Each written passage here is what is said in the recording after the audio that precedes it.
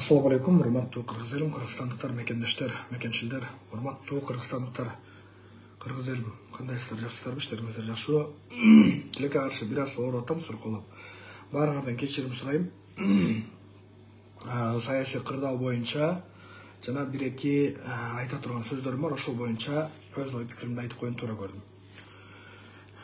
Жаңы эле урматтуу кыргыз элим, соцсетти, интернетти карап отуруп, башкача айтканда соцсеттердин баарында айтып жүрөт, Тилекмат Көренов жанагы митинг кылабыз, бийликти баса алабыз деген адамдардын баарын подстава кылып туруп, чет мамлекетке качып кетти деп жүрөт. Ошол Көреневдин айланан тегерегинде бир-эки нерсени айтып коюуну туура көрдүм. Эми азыркы убакытта моундай да. 30 жыл аралыгында мыйзамсыз иштердин баары Кыргызстанда жүрүп келген. Мыйзамсыз көптөгөн каталар жана көптөгөн кылмыш иштер болгон. Мисал эле ала турган болсок, мамлекеттин башчысы Атамбаев президент боло турган кезде Дача сууда 42 адам кырылып өлүп калды. Ал жерге Boeing 640 деген самолет келип кона албай элдердин үстүнө түштү. Бирок ошол убакытта Атамбаев президент болуп турган кезинде ошол самолеттун бизге бир канча жол конгон самолеттун дайын таппай калды.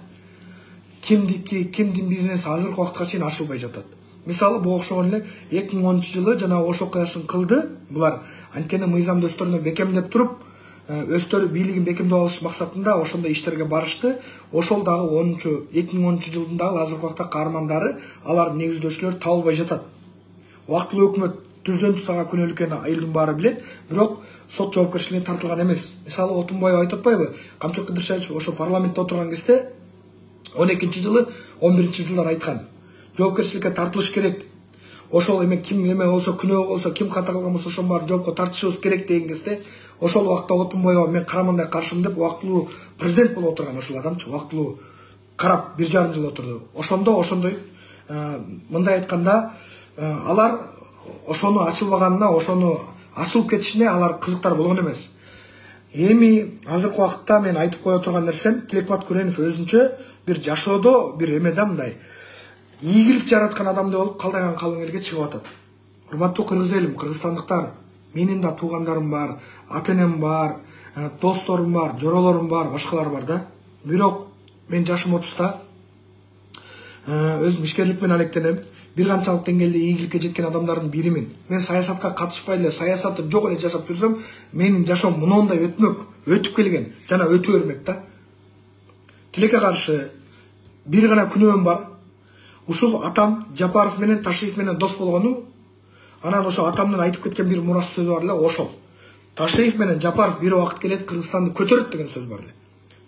Мен ошол мындай жакшы бир ошо жардам бер деген сымалда таризде ушул адамдарды ээрчи деген гана таризде айтып койгон бир сөз бар эле. Ошонун айынан Тилекке каршы Жапаров менен Ташиевди колдоп жүрүп, менин бир тууганым камалып кетти. Түрмөгө түштү. Эл үчүн, жер үчүн эркекче отуруп чыкты. Революция жасайбыз, бийликти басып алабыз, импичмент жарыялашыбыз керек деп отурган жок. Тескерисинче мамлекетке коркунуч жараткан жок. Тескерисинче мамлекетти кендер, байлыктардын баары башка жакка кетпесин деген максатта Жапаров менен Ташиевди колдоп канча деген адамдар отуруп чыккан. Бирок азыркы убакытта Тилекмат Көренов жашоодо эчтеке ийгилик жараткан эмес, окуу жайды бүткөн эмес, жада калса диплому жок. Жана ушул бир отун жарып койбогон, өзү шаарда атасынын үстүндө отурган адам калдаган калың элге чыгып алып, өзүнчө саясий эксперт болот. Сооронбай Жээнбековдун азыркы убакытта жанагы кол эметип тигил экс боюнча айтыппыр, мен ошол боюнча эметип коеюн. Атамбаевдин экстиги алынганы бул туп-туура эмес, бул ката болгон дейт. А ошол убакытта Атамбаевди күч менен зордоп 18-жылы, 17-жылы мына Сооронбай Жээнбеков менен Атамбаевдин ортосунда тириш болуп аткан кезде, Атамбаев резиденцияда жатып алып, аны башкарам деп аткан кезде, эмне үчүн ошол убакытта ачуучундукты айтып, Сооронбай, сен туура эмес иш жасап атасың, туура эмес кылып атасың деген эмес.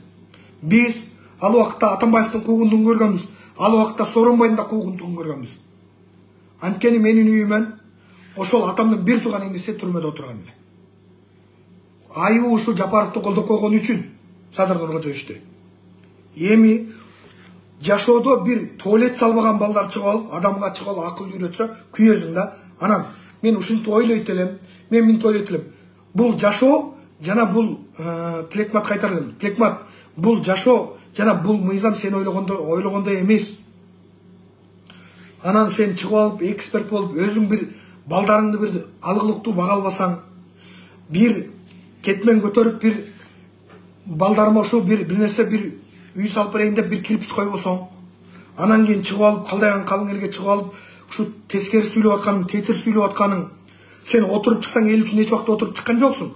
Сен Садыр Жапаровго импичмент, Садыр Жапаров кетиш керек деп айтканың үчүн сен отуруп чыккансың. Анткени импичмент деп эчтеке негиз болсо, ага импичмент, митинг кылабыз, кан менен, жан менен алабыз бийликти деп аткан адамдарга кылмыш иши түздөн түз козголуш керек. Анткени алга беренелер жана пункттар бар.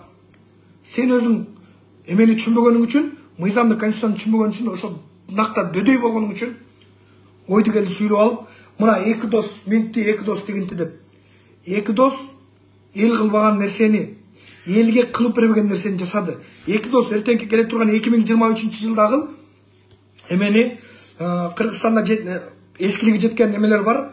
Ошонун полный бүттүгүн больницалардын баарына 30га жакын больница курабыз деп, азыр ошонун бюджетин карап, ошону кандай эмелерин карап, ошондой иштер менен аракет болуп аткан адамдар. Ушул 30 жыл ичинде эмес, 3 ай аралыгында, 30 жылда Бишкекке 18 мектеп, жаңы мектеп түшкөн болсо, 3 ай аралыгында 15 мектеп, жаңы мектеп салды. Кыргызстан боюнча 100дөн ашык мектеп салынды. Жолду айтпай эле коеюн. Атамбаевдин убагында, Атамбаевдин мөөнөтүндө 120 гана километр жол түшкөн.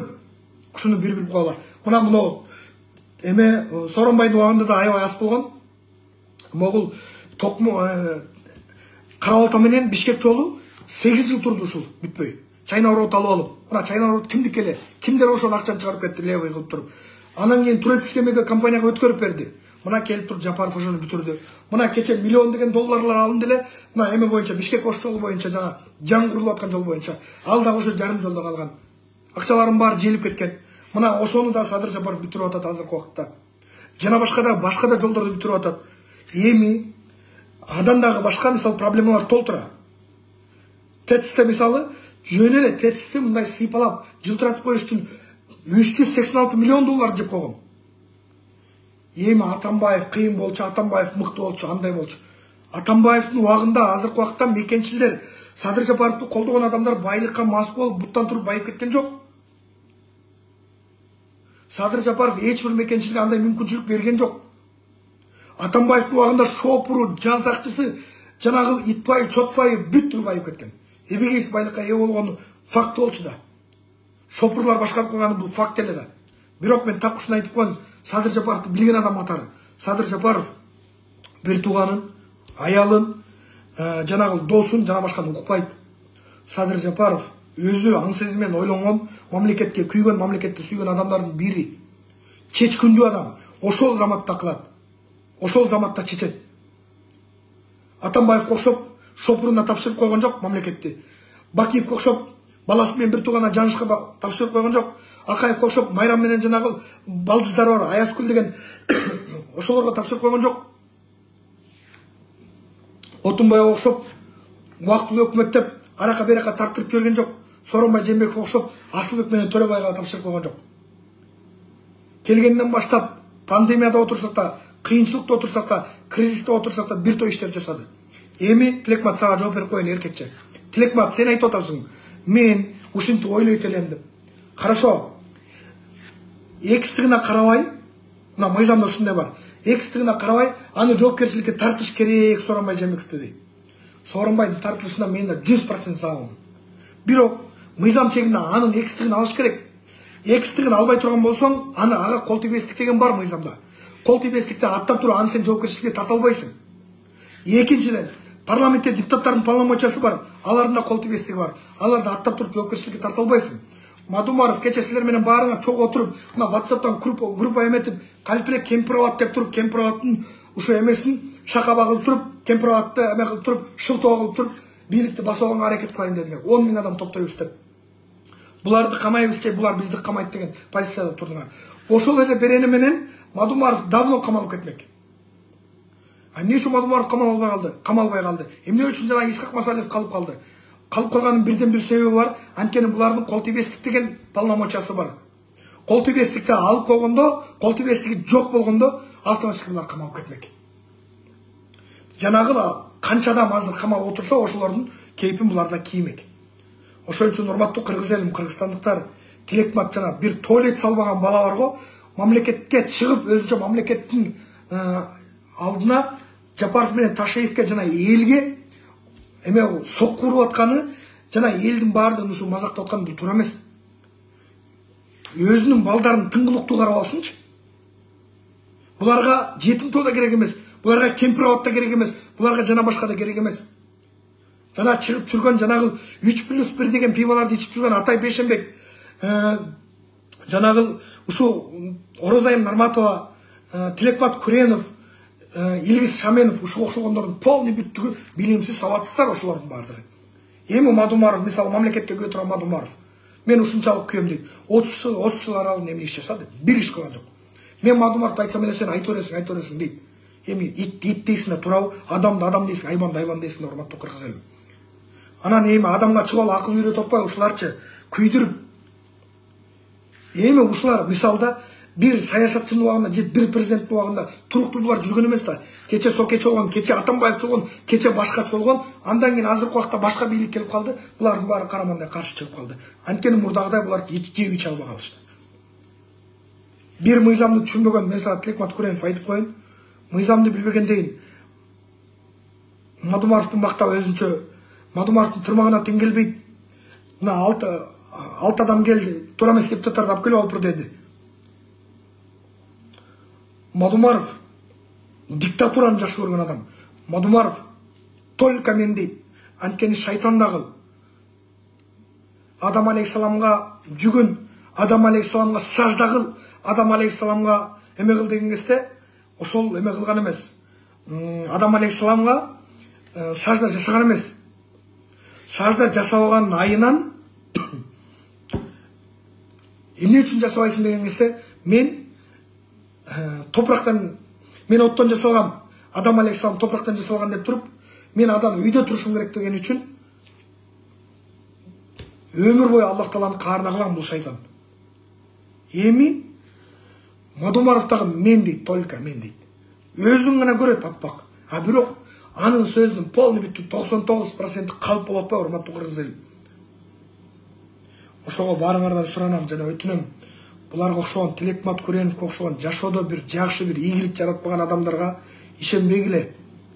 Тыңгылыктуу жашоосун алып кете албайган балдар эми чыгып алып өзүнчө саясий эксперт Жапаровду, Ташеевди сындап, аларды тилдеп, бул эки зөөкүл кетиш керек деп.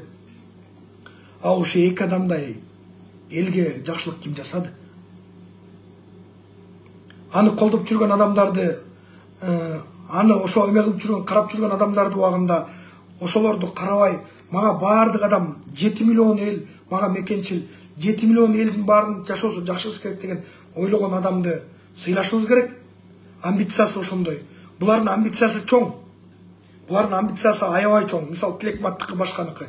Кече мисал Шаменов туруп алып, кече сурак болду, мисал мына эметип, сотко алып келини.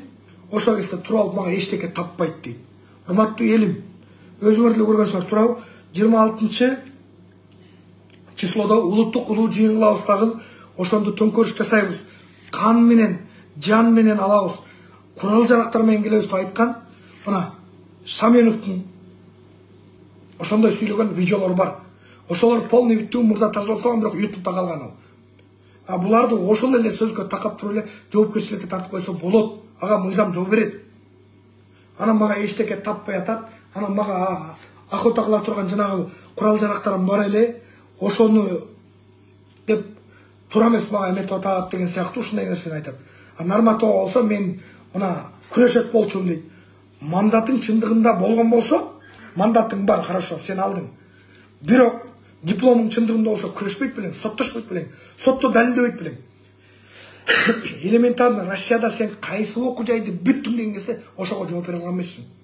Анткени Россияда дипломду тайкеңдин жардамы менен алып алганыңды баардыгыбыз билебиз. Туугандарың өзү келип туруп, конторага келип туруп показания берген. Кимдир алып берген полный бүттүң показания берген. Ал дипломду сатып алганын полный бүттүң факты, ошол диплом негизинде келип туруп, 3-курс келип туруп, 3-курстан отуруп туруп, журналистиканы бүттүм деген негизде диплом алгансың. Ошонун негизинде келип, анткени Россияда дипломуң бул жакта чектелип турганда, ошо Россияда дипломун көргөз деген кезде көргөзө алган эмессиң. Жанагы туура эмес немелерди таратып, жана мына мен окуган, мына менин студенттерим, мен ошо чогуу окуган студенттерим, группалаштарым мондай тигиндей деп каяктагы болбогон нерселерди фотошоп кылып чыгардыңар. Бул факты да. Мен ошолордун баарын айдан ачык айтып коётсом, мени жаман көрүп атасыңар. Ошон үчүн урматтуу кыргыз элим, кыргызстандыктар, булар өздөрүнчө саясий шоу кылып атат. Буларды эч ким ээрчибейт. Келечек али алдыда. Садыр Нуркожоевичтин дагы 3 жыл убактысы бар мөөнөтү. Андан кийин канчалык деңгээлде иш жасаганын, элге канчалык кызмат кылганын калдайган калың эл көрөт, билет. Ошого саясий эксперт болуп алып эле калып эле элге күйүмүш болуп аткан акмактарга ишенбей, чыныгы эл үчүн иштеп аткан адамдарга ишенели. Бир гана Аллах, андан кийин алар себепчи болгону. Алар деле бизге окшогон адам. Ошол урматтуу кыргыз элим, кыргызстандыктар, баарыңыздардын ишиңиздерге ийгилик. Менин ушул баракчама катталып коюшуңуздарды жана комментарий калтырып лайк басып коюшуңуздарды өтүнөм жана суранам. Чындык ушундай. Айта турган болсок, 30 жылдык саясатты айта турган болсок, Садыр Жапаровго чейин келген бийликтерде келген адамдардын полный бүттүгү ушунчалык коррупционер, өздөрүнүн курсагын ойлогон, өздөрүнүн чөнтөгүн ойлогон адамдар эле. Кудай буйрса баары алдыда, келечек али алдыда, жоопкерчиликке тартып атат, депутатым болобу, министрим болобу, башкасын болобу, чындап эле жоопкерчиликке тартсын, кустурсун жана башка мамлекетке зыян келтирген баарын төлөп беришсин. Бул туура. Анан кийин мыйзамдын мыйсын түшүнбөй эле, беренелердин быысын билбей эле, өзүнчө саясий эксперт боло берген туура эмес. Тилекке каршы ооруп атам бир канча убакыттан бери, ошол эфирде көп чыга албай калдым. Эми азыркы убакытта чыкканга деле бир негиз жок чынында. Мурда коррупционерлер, уурулар, фейктер, боттор, троллдор жалдап, элдин ой пикирин башка жака буруп, төңкөрүш жасайбыз дечи эле. Бирок мен ошолорго өзүмдүн көңүлүмөн чыгып, колуман келишинче өз ой пикиримди айтып, бир канчалык деңгээлде Кыргызстанга, элге салымымды коштум. Азыркы убакытта жана прокуратурадан жабыркаган, соттон жабыркаган, жана башка жабыркаган адамдарды чыгарып атам. Колуман келишинче элге жакшылык кылганга аракет кылам. Бирок адам бирөө экен, жетиш өтө кыйын физикалык жактан. Ошо туура түшүнөт, туура кабыл алат деп ойлойм. Чалса албай калган убакыттар болот, жаза албай калган убакыттар болот, ооруп калган убакыттар болот. Аны адам баласы түшүнбөйт. Ошого мен YouTube'дан көрүп эле жаным чыдабай эле, каяктагы сабатсыздар, каяктагы эки жүздүүлөр, каяктагы ушу эчтекени билбегендер, кече эле ушу Молдокматовдун аркасынан ээрчип жүрүп, калп эле ошол саясатка эптеп аралашып келген адамдар мамлекет тууралуу сүйлөп, мамлекеттин башчылары тууралуу сүйлөп атканын көрүп, күлкүм келип, күйүп, анан ачуучунду айтып коюм туура көрдүм. Ошол урматтуу элим, баарыңардын ишиңерге ийгилик. Көрүшкөнчө, колуман келишинче убакытка карап, колдон келишинче чыгып турам. Дуа кылып коюңуздар. Баарыңыздардын ишиңиздерге ийгилик. Ассаламу алейкум.